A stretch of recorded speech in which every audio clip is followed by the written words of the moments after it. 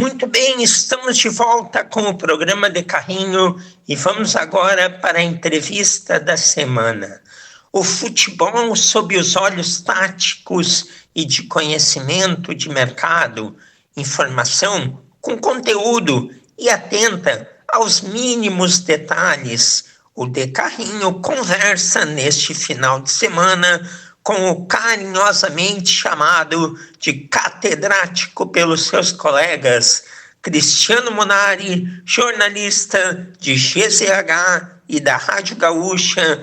Boa tarde, Munari. É um grande prazer lhe ter aqui no De Carrinho. E já lhe pergunto, como que os caminhos te levaram para o jornalismo e trabalhar no meio esportivo? Conta a tua trajetória até os dias atuais. Olá, Cassiano. Olá a todos que estão nos ouvindo. Obrigado pelo convite, né? Em primeiro lugar, agradecer para a gente poder bater esse papo. Essa primeira pergunta é muito interessante, né? Porque o que me levou ao jornalismo é o jornalismo esportivo, né? E ela já pode ser resumida ao que me levou ao jornalismo esportivo. Porque eu quis fazer jornalismo pelo esporte, né? Logo que eu terminei o ensino médio, eu tinha 17 anos, tinha aquela coisa, tem que escolher um vestibular. Eu escolhi Direito, né, e aí comecei a faculdade de Direito, cheguei a fazer quatro semestres na PUC, mas ali pelo segundo eu já vi que não era o que eu queria, assim, fui tocando, mas já pensando assim que teria que mudar, e aí começou aquela ideia, né, mas o que eu gosto, né? Eu gosto de esporte, eu gosto de futebol, então vou fazer jornalismo para trabalhar com o futebol, né? Minha meta sempre foi o lado de comentário, de análise, né, dentro do futebol, né, de estudo do futebol. E aí eu me formei, daí eu comecei a trabalhar. O primeiro lugar que eu trabalhei como repórter foi no Final Esportes, né? Coincidência, o Final Esportes, que na época era propriedade do César Cidade Dias, o CCD, que hoje é meu colega na RBS. Trabalhei ali, depois eu fiquei 6 anos no Correio do Povo, no site do Correio do Povo, 7 anos na verdade, e no site do Correio do Povo a gente trabalhava assim, não tinha editoria, então eu fazia mais esportes, mas não era só esporte, mas foi ali que eu tive a primeira oportunidade de comentar na Rádio Guaíba, né, naquela Libertadores de 2018, que o Grêmio foi até a semifinal contra o River. Já antes ali o confronto foi River e Independiente para definir o adversário do Grêmio, né, o possível adversário. Aí depois tinha Palmeiras e Boca, porque também o Grêmio, se fosse para a final, enfrentaria um deles, e eu era repórter do Correio do Povo, mas pelo meu conhecimento de futebol argentino, na época o Nando Gross, que era o chefe lá, resolveu me colocar para comentar. E foi ali o primeiro lugar que eu comecei, a primeira vez que eu comentei futebol na rádio.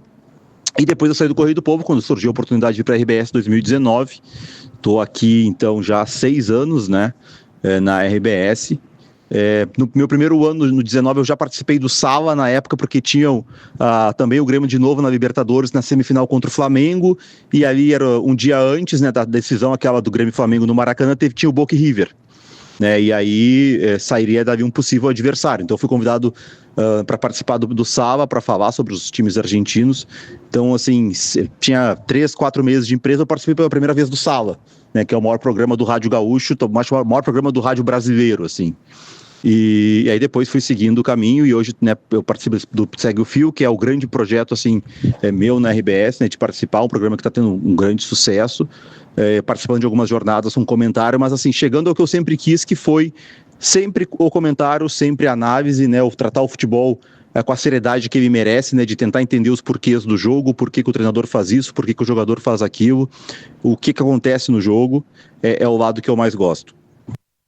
É muito comum quando o estudante termina o ensino médio e vai para a faculdade, ele acabar seguindo muitas vezes não aquilo que sonha, que deseja, que sempre projetou no futuro, mas aquilo que as influências direcionam. A questão, às vezes, financeira, do que pode ser mais vantajoso, do que é o sonho do pai, da mãe, do avô. E aí, quando a gente está lá na realidade do curso, o sonho volta, né, a ter mais força, aquele sonho antigo. E aí, nota-se que também não adianta daqui a pouco tu seguir um caminho se não é o caminho que brilha os olhos. E aí acabamos aí migrando para o destino correto. E como é bom se especializar em algo, e você tem isso em relação ao futebol argentino. além do seu conhecimento, da sua capacidade, você ser especialista em algo diferente te levou a ter destaque talvez mais rápido do que se você fizesse apenas o feijão com arroz ali, em se tratando de futebol gaúcho, seria apenas analisar, ver, acompanhar o futebol aqui da dupla Grenal. E, Munari, você se caracteriza, como a gente falou então, por ser taticamente um estudioso. Fala um pouco sobre essa veia, então, e também o gosto, como que surgiu pelo futebol sul-americano, como que se dá o acompanhamento dos times, dos países. Relata aí como que você faz isso. E por que o Boca Juniors te cativa mais?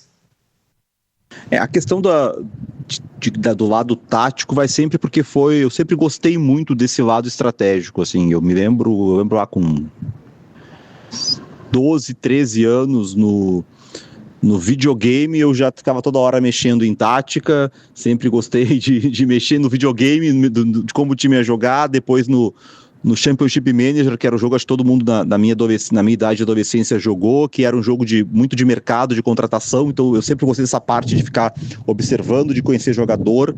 Gostei muito do futebol europeu, já via futebol europeu no final dos anos 90, a Band transmitiu italiano, espanhol, né, gostava de ver. Até eu via mais futebol europeu até na adolescência do que eu consigo ver hoje, porque hoje eu acabo vendo muita coisa do Brasil por questão do trabalho, né, mas o Cristiano Munari de 14 anos, se no domingo à tarde tivesse um Flamengo e Corinthians às 4 da tarde na Globo ou na ESPN, um Real Madrid e Barcelona, ou mesmo o Inter de Milão e Roma, eu vi o jogo europeu, né? Eu preferia mais, né?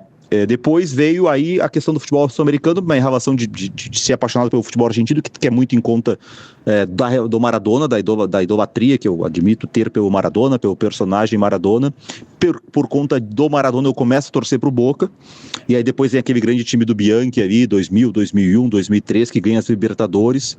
Na época não tinha campeonato argentino transmitido aqui, então o jeito de acompanhar o Boca era na Libertadores, era na Mercosul, era na Sul-Americana, era no jornal que tu ficava sabendo o resultado no dia seguinte, né, ainda no momento que a internet caminhava. E sempre fui gostando, então, assim, a parte tática, que eu sempre me interessei de entender do jogo, eu sempre fui muito curioso, sou muito curioso até hoje, né? Eu não acho que quem vai comentar futebol, quem vai falar de futebol, possa dizer, eu não sei. Não. Tu tem que buscar entender, ou a informação com alguém que está por perto, ou tentar ler sobre, ou tentar ver o que as pessoas estão falando, ou ver o que, né, ou não saber e depois e perguntar. Então, o escanteio, por que um treinador coloca 2 jogadores do escanteio? Não, eu já vi comentarista em TV falar assim, eu não gosto disso, tá, mas por que faz, né?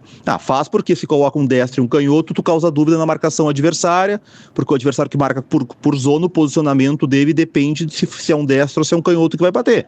Então, vamos entender por que se coloca 2 jogadores, ou se coloca 2 para tirar mais um adversário da área, para esvaziar a área, porque entende que é melhor ter menos gente na área. Tô dando um exemplo, assim, porque é uma coisa que uma vez eu lembro que eu vi assistindo um jogo que eu não sabia ainda na época, e quando o comentarista falou, eu não entendo por que faz isso, e eu pensei na hora, mas peraí, como assim não entendo? Eu tenho que tentar entender se eu tô, né, comentando. Então, toda a questão tática, assim, de análise, de conhecimento, é muito dessa curiosidade e de sempre querer saber, né? Eu não admito que eu esteja no ar e aí se fale de um jogador que Grêmio ou Inter esteja contratando e eu não conheço o cara. Se eu não conheço, eu tenho que conhecer. Eu tenho que ir atrás de vídeo, eu tenho que falar com pessoas que eu conheço muito da área de análise de mercado, de análise de desempenho e me informar sobre o jogador, né, para poder falar sobre. Eu tenho a obrigação com quem me escuta de saber tudo sobre aquilo que é o meu trabalho, que nesse caso agora é mais Grêmio e Inter. A parte da América do Sul, e aí dentro dessa relação com o futebol argentino e de torcer para o Boca, com o tempo, com a possibilidade de poder acompanhar o futebol argentino vendo mais jogos, eu fui cada vez aprendendo mais, né? E depois, como isso foi que foi me abrindo espaço, né? Eu pulei etapas de repórter para poder comentar exatamente por conhecimento do futebol argentino. eu comecei a ver isso como um mercado e comecei a me interessar também mais por saber sobre os outros países da América do Sul. Comecei a ver mais do Uruguai, mais do Paraguai, mais a Colômbia.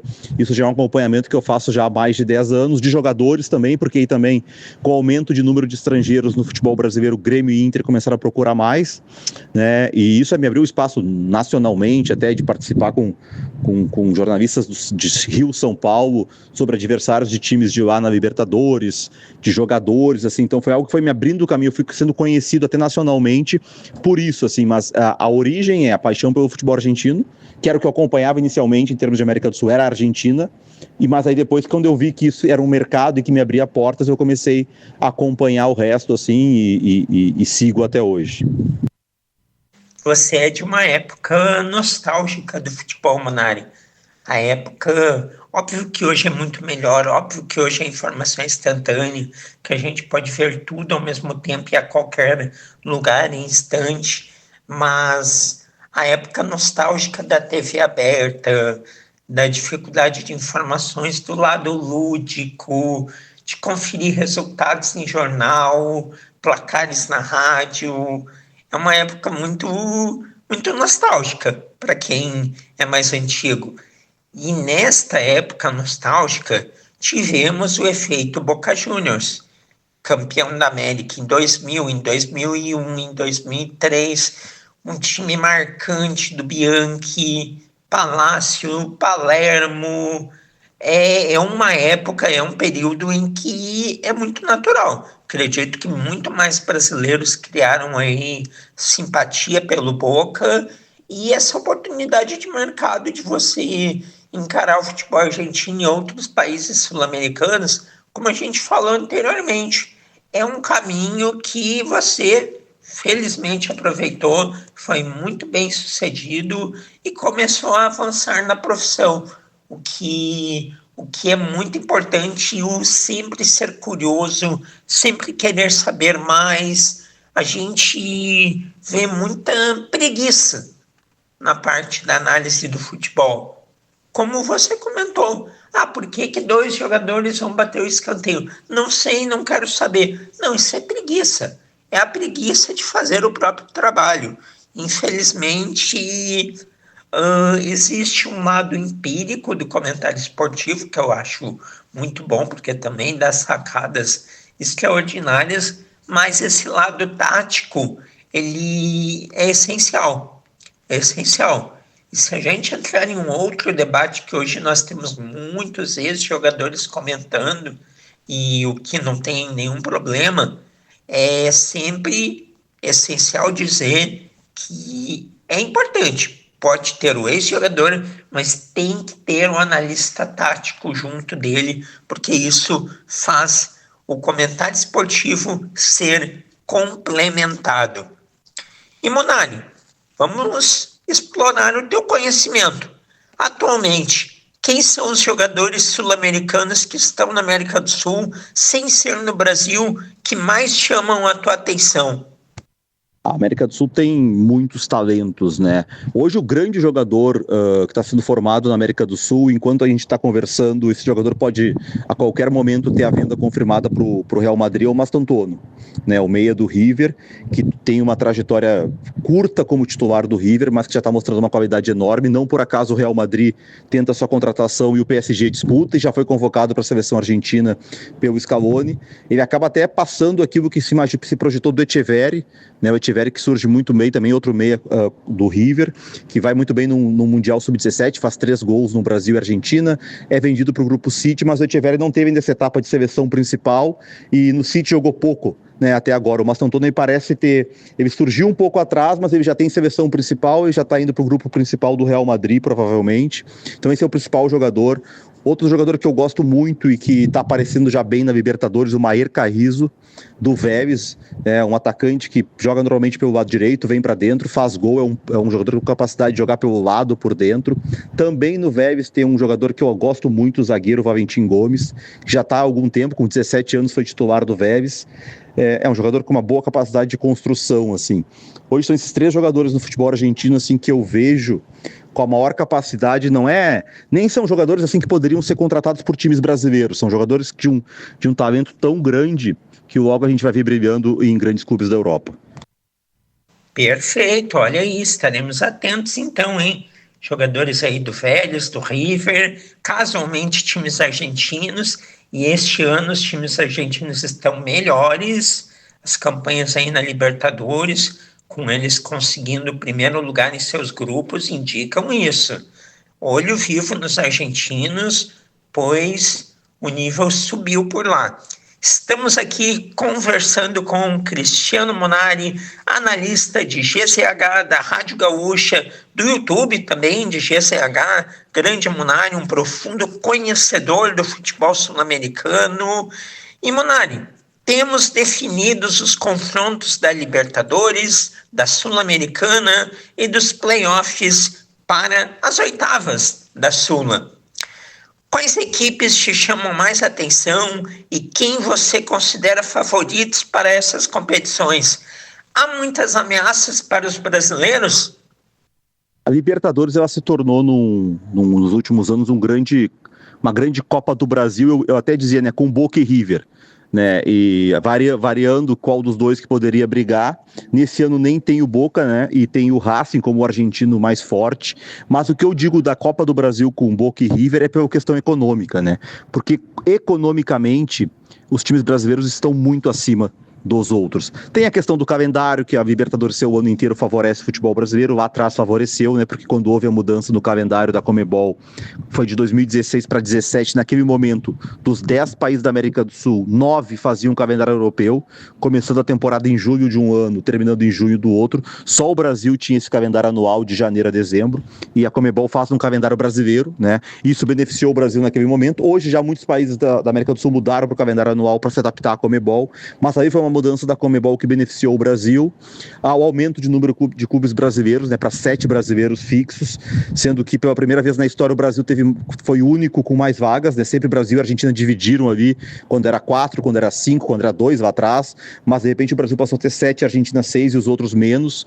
Então o Brasil teve esse aumento de clubes, o Brasil economicamente está acima e o Brasil domina, mas economicamente Boca e River ainda conseguem fazer grandes contratações e competem, se não com Flamengo e Palmeiras, que são os mais ricos, agora o Botafogo também passou a ter capacidade de investimento, com as SAFs, mas eles competem com os outros, com São Paulo, com o Grêmio, com o Inter, com o Atlético Mineiro, eles conseguem competir. Pode ser que outro surja, como esse ano pode surgir o Racing, mas, por exemplo, se fala na TV, na imprensa argentina, que o River pode comprar o Salas, o atacante do Racing. Então o River tirando um jogador do Racing, um titular do Racing em meio a Libertadores.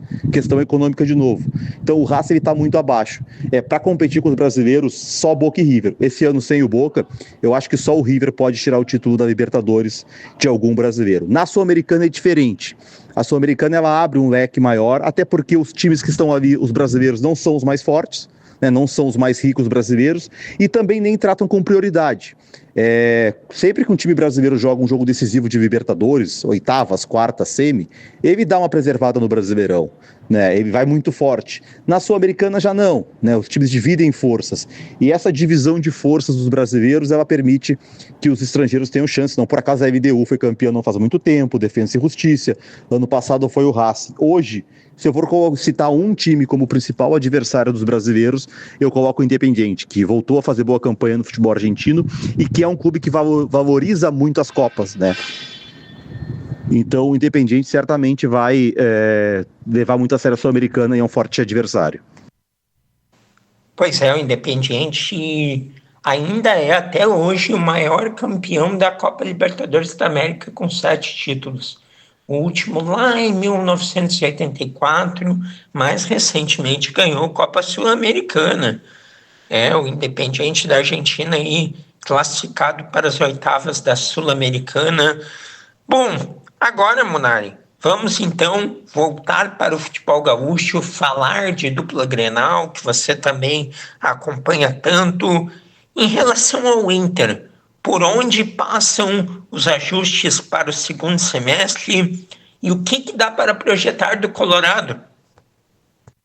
O principal ajuste que eu acho que precisa ser feito pelo Inter, pelo Roger, é melhorar os mecanismos defensivos, né? O Inter está sofrendo muitos gols. Só que isso não é tão simples nesse calendário, porque ano passado, o grande momento do Inter no Brasileirão, ele acontece depois da chegada do Roger, né, da troca de treinador, mas com o Inter eliminado da Sul-Americana e eliminado da Copa do Brasil. Então, tendo só Brasileirão, no momento que ainda tinha no calendário as competições de mata-mata, o Inter jogava final de semana apenas. Muitas vezes enfrentando adversários que estavam nos mata-matas, até poupando jogadores, como foi contra São Paulo, contra o Atlético Mineiro, por exemplo. O Inter vence o São Paulo no Morumbi e vence o Atlético em Minas contra times mistos, reservas desses times, porque eles estavam priorizando a Libertadores naquele momento. Mas o modelo de jogo do Roger que funcionou era um time que pressionava muito bem, era um time que marcava alto, que incomodava o adversário desde a saída de bola, pressionava, roubava e atacava rápido. Tu não tem como fazer isso se não estiver bem fisicamente. Então, esse ajuste, o Inter não consegue mais marcar alto. Isso é informação até de dentro do Inter. Por que o Inter não marca alto? Porque fisicamente não consegue. Bom, se não consegue mais marcar alto, recua um pouco. E aí acaba, quando está marcando mais recuado, cede espaços, já não protege tão bem a área, porque a característica desses jogadores do Inter de defesa não é de proteger tão bem a área para cruzamento. O Bernabé, por exemplo, é um lateral que quando atacado sofre, né? O Bernabé que agora está machucado. O Aguirre também não é um lateral que defensivamente é tão forte. Os próprios zagueiros do Inter, o Vitor Gabriel agora que surgiu muito bem, mas mesmo o Vitão são zagueiros com muita qualidade técnica, capacidade de construção, mas não são caras tão protetores de área, caras tão bons de duelos aéreos.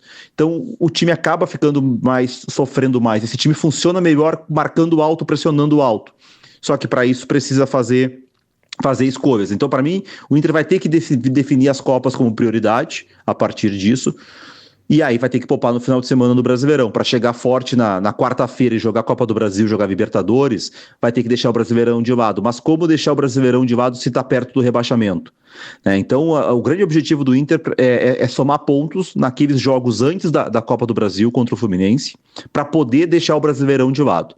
Se tiver que jogar quarto e domingo com os mesmos jogadores, o modelo de jogo que o Roger desenvolveu no passado, ele não pode ser repetido e aí vai ter muita dificuldade.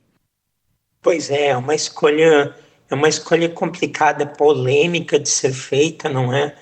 Pois o Brasileirão, o Inter inevitavelmente vai ter que deixar de lado, e aí os pontos podem ficar pelo caminho, e depois ser muito difícil conseguir até uma vaga para a Libertadores do ano seguinte. O Internacional costuma se atrapalhar quando tem muitas competições, além de que agora está apresentando problemas defensivos e o ataque também não está correspondendo. Então, é um momento importante, delicado, que o Inter vem atravessando.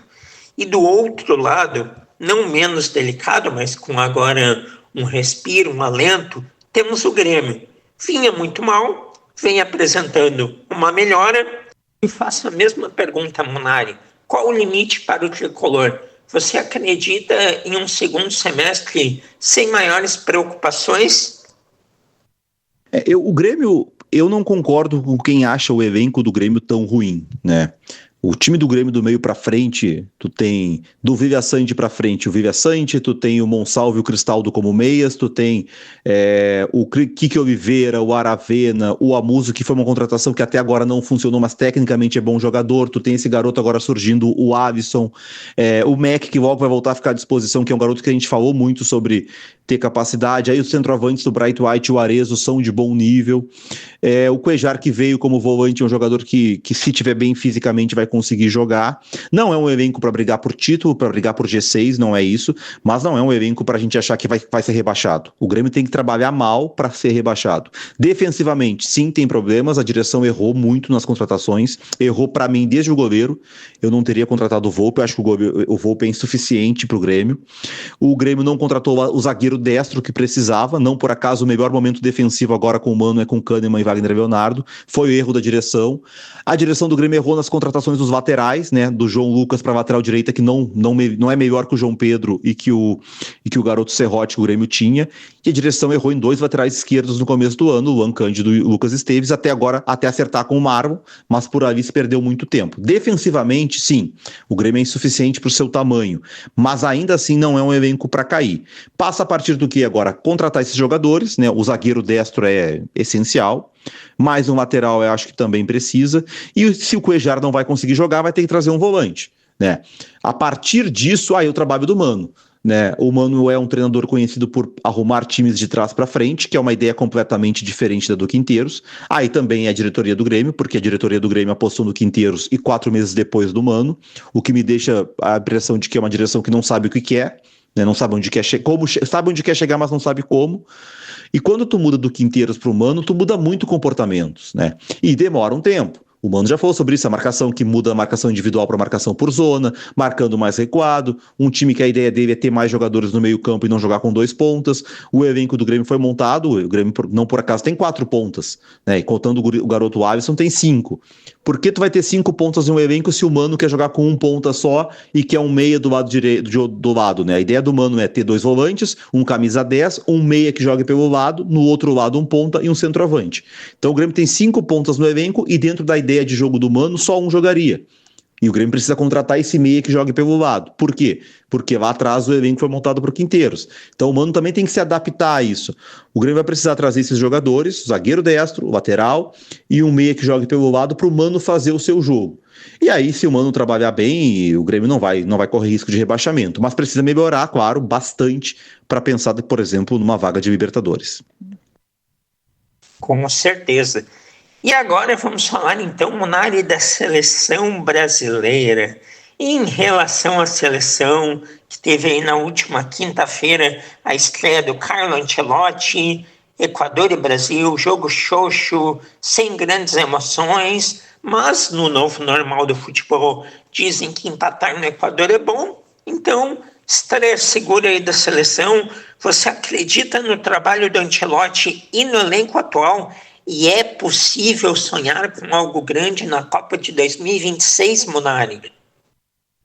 A contratação do Carlo Ancelotti renova as expectativas em torno da seleção brasileira, que veio de trabalhos muito ruins depois da Copa do Mundo, né? Primeiro foi uma piada colocar a seleção principal nas mãos do Ramon Menezes, como aconteceu, né? Aí teve aquela situação do Diniz ser um treinador interino, que também não deveria existir em seleção brasileira, depois do Dorival, que para mim sempre esteve muito abaixo do que é uma exigência de seleção brasileira, e ele acabou comprovando. Quando a gente fala do Ancelotti, o Ancelotti é um dos 3 maiores técnicos do mundo, né? Colocar aí ao lado do Guardiola, do Luiz Henrique, Ancelotti, aí tem o Klopp, talvez seria um quarto, assim, pra gente falar dos maiores treinadores do mundo na atualidade. E é um cara que mais ganhou Champions, né? Pra mim, assim, o Guardiola é o maior técnico, não só do mundo, pra mim ele é o maior da história por tudo que ele fez no futebol, a forma como ele revolucionou o futebol, mas ele é impossível de ter na seleção brasileira. Então a seleção brasileira, pra mim, tem o melhor técnico possível, que é o Ancelotti. Só que ninguém faz milagre, né? A gente já viu na estreia contra o Equador, um primeiro jogo foi uma atuação, um jogo ruim, né? Como seleção brasileira jamais pode ser bom empatar por 0-0 com o Equador sem quase chutar no gol. Mas deu para ver já algumas mudanças, né? O posicionamento defensivo do time, como ele colocou o Casemiro à frente da defesa, como ele definiu melhor a linha de 4, o Brasil raramente deu espaços para o Equador por dentro, né? No início do jogo ele teve uma dificuldade no setor esquerdo, de marcação direito do Equador, porque o Vini não voltava tanto, não estava muito bem definido como seria o papel do Gerson. Depois ele já corrigiu no segundo tempo, mas é um trabalho longo, não tem como fazer um time em 2 treinos, né? Acho que foi um jogo, a atuação foi ruim, talvez quem esperasse mais, um jogo mais encantador do Ancelotti, talvez não conheça o Ancelotti, porque o Ancelotti não é esse treinador. O Ancelotti não é nem o treinador revolucionário que a CBF, quando contratou, né, colocou na nota, tem um trecho da nota da CBF do anúncio sobre revolucionário. Não, ele não é um revolucionário, muito pelo contrário. O grande mérito do Ancelotti é ser um treinador que se adapta muito bem a cenários, a jogadores, a esquemas, a adversários. E isso precisa de tempo, né? Para ser um treinador, ter um time que que se adapta a diferentes cenários, tu precisa de tempo. Ele não teve tempo nem para criar um cenário. E o segundo ponto é que ele é um treinador que começa a montar times pela defesa. Ele já ajustou o sistema defensivo, ajustou um pouco a saída de bola, liberando mais o Wanderson pela direita, segurando o Alexandro. Em alguns momentos, quando o Alexandro saiu um pouco, vinha o Casimiro, ficou muito bem essa estrutura já de saída de bola, sempre com 3 jogadores no mínimo. O Estevão vinha para dentro, mas não foi tão bem. O garoto sentiu o jogo. Acho que ele perde espaço já para o Rafinha para o segundo jogo, que é natural, a volta do Rafinha. Mas agora tem que esperar tempo, né? Mas a escolha, com certeza, foi a melhor. E mesmo o tempo que eu falo, não sei se vai dar tempo até a Copa do Mundo, né? É longe de ser um cenário ideal. Tu ter um treinador assumindo, faltando um ano para a Copa do Mundo, né? A CBF perdeu muito tempo. Mas o Ancelotti também aceitou esse desafio por ser esse treinador que se adapta a cenários, de tentar. Ele acredita que pode fazer. Eu não acho que um Guardiola, por exemplo, um Klopp, aceitaria um trabalho um ano antes. Porque esses caras trabalham de uma outra forma, né? Eles têm modelos de jogo mais complexos e precisam de mais tempo. Então, acho que eles não aceitariam trabalhar um ano antes. O Ancelotti aceita porque ele também, se tiver que fazer um time mais simples, ele vai fazer. Esse é o Ancelotti que a gente conhece ao longo dos anos, uma carreira tão vitoriosa. Pois é, Munari, treinador revolucionário, o Ancelotti não é. Bem pelo contrário. Mas a gente cobrar que a CBF tenha contratado ele por convicção, por clareza em ideia de jogo, não foi por isso, né? Foi porque vamos pegar o melhor técnico do mundo. O Guardiola não pode, vamos contratar o Ancelotti. Foi por isso, não é, Munari? Vamos ser sinceros e francos, e realmente o Brasil esteve mais seguro defensivamente. Vamos ver agora contra o Paraguai, terça-feira, na Neoquímica Arena, 15:10 da noite. Muito bem, então, Cristiano Munari, analista de GZH e da Rádio Gaúcha, muito obrigado pela sua participação, por ter aceito o nosso convite. Foi um grande bate-papo, tenho certeza que os ouvintes adoraram. Fica com Deus, sucesso e até uma próxima. Cassiano, muito obrigado pelo convite, um prazer conversar contigo, a todos que estão nos ouvindo. Um abração e até a próxima. Valeu, grande Cristiano Munari, jornalista de GZH e da Rádio Gaúcha, foi o entrevistado desta semana aqui do programa De Carrinho.